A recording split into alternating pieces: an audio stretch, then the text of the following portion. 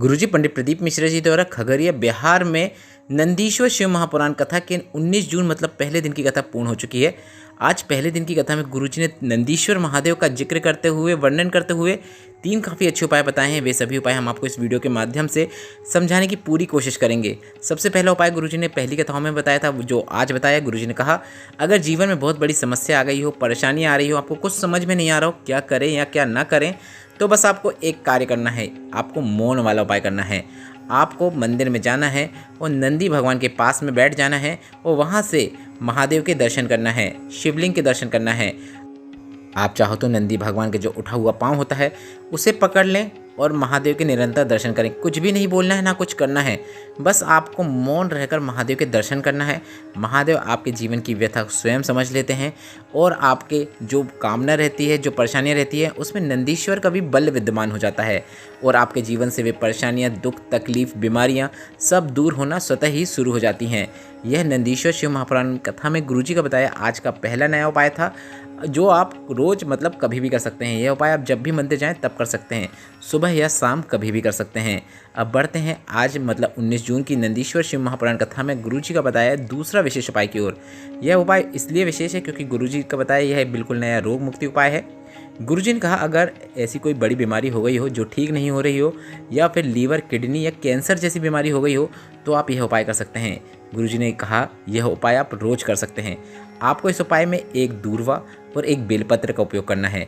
आपको सबसे पहले शिवलिंग पर एक दूर्वा अर्पित करनी है। दूर्वा अर्पित करने के बाद शिवलिंग पे आपको एक बेलपत्र अर्पित करना है। दूर्वा और बेलपत्र अर्पित करने के बाद आपको शिवलिंग पर एक कलश जल अर्पित कर देना है।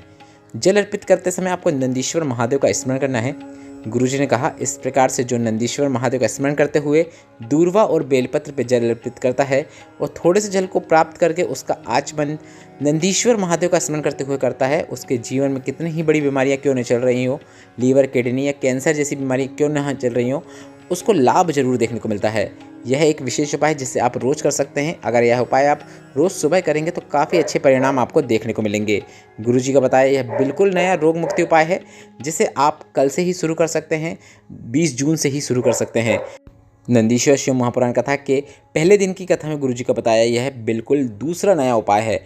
अब बढ़ते हैं नंदीश्वर शिव महापुराण कथा के बताए गए गुरुजी के तीसरे नए उपाय की ओर। गुरुजी ने कहा, अगर आपने सफ़ेद आंकड़े की जड़ वाला उपाय किया फिर भी संतान नहीं हो रही है या फिर विवाह नहीं हो रहा है, विवाह में अड़चनें आ रही हैं, तो यह विशेष उपाय करना है।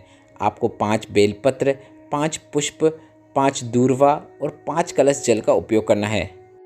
अब आप यह समझ लीजिए कि आपको यह उपाय कैसे करना है। गुरुजी ने कहा यह उपाय आपको सोमवार के दिन सुबह करना है और 5 से 7 सोमवार आप यह उपाय करके देखिएगा, आपको लाभ जरूर देखने को मिलेगा। सबसे पहले अब आप यह समझ लें कि आपको सबसे पहले शिवलिंग पे क्या अर्पित करना है। आपको पहले शिवलिंग पे सबसे पहले 5 पुष्प में से 1 पुष्प अर्पित करना है, 5 बेलपत्र में से 1 बेलपत्र अर्पित करना है और 5 दूर्वा में से 1 दूर्वा अर्पित करना है। इसके बाद आपको 1 कलश जल अर्पित कर देना है। ऐसे ही करके एक एक करके आपको पुष्प, बेलपत्र और दूर्वा और जल ऐसे अर्पित करना है। सभी चीज़ अर्पित करते समय आप नंदीश्वर महादेव और तुम्रुका जी का स्मरण करें। इसके बाद जब सब चीज़ अर्पित हो जाए तो 5 बार आप श्री शिवाय नमस्तुभ्यम मंत्र का जाप जरूर करें, या फिर आप नमः शिवाय या फिर ओम नमः शिवाय मंत्र का भी जाप कर सकते हैं।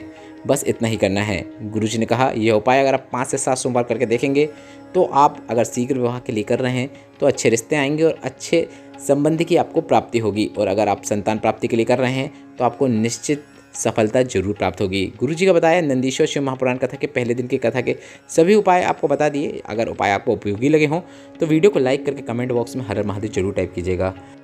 और उपायों से संबंधित अगर अभी भी आपके मन में कोई प्रश्न हो तो वे प्रश्न आप कमेंट के जरिए पूछ सकते हैं। श्री शिवाय नमस्तुभ्यम, हर हर महादेव।